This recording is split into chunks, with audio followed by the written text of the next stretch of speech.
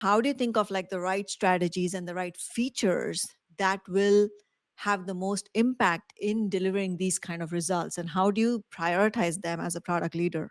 Yeah, I think the most valuable thing that I did to understand that problem at Zwift was actually before I started the company. Or sorry, before I joined the company.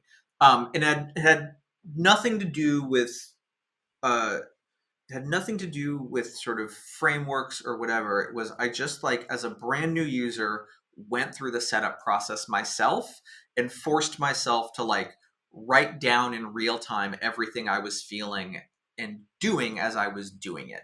And I actually think it was really important for me to do this not knowing anything, not knowing as much about the product because you know that sense of like fresh eyes, right? There are so many things that we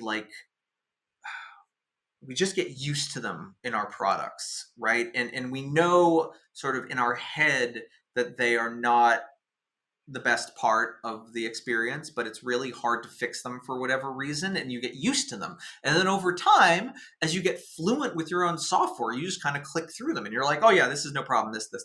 So like, one example at Zwift was, we had this onboarding ride, right? Like your first ride in the game, um, you would have all this kind of it was supposed to be your introduction to the uh, a bunch of cycling terms, then also how the app worked, and it was really advanced, right? Like it was, even if you were a really good cyclist, like things came at you fast and they were really intense. And so I went through it and I said, wow, like this is way too overwhelming for most new users. Mhm.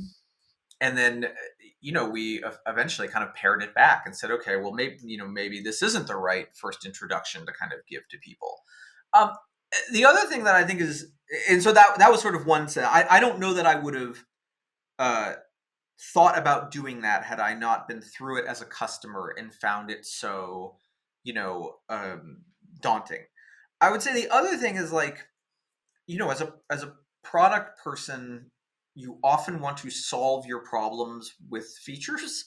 And a lot of times the problem has nothing to do with the feature. It's that just like there's either too much, or the feature's too slow, or the entire thing is too wonky, or there's some sort of like missing help screen.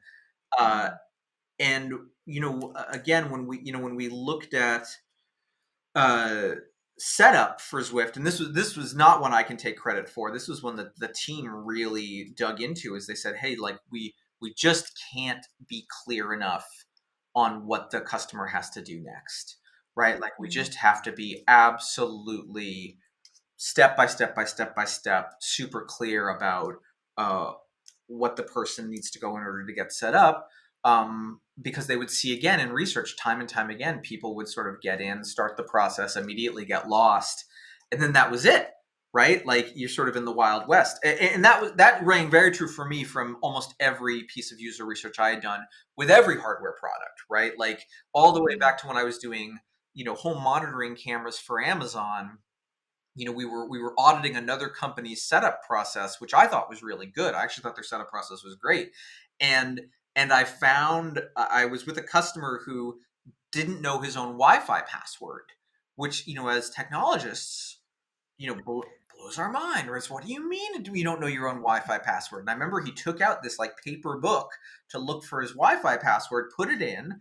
He got it wrong, right? He typed it in wrong, and the error messaging, instead of suggesting that perhaps he had gotten his password wrong, took him to some weird screen that basically said, oh, we can't connect to the network. Maybe you should try this other thing. And I remember the guy saying, well, maybe this just doesn't work with my network.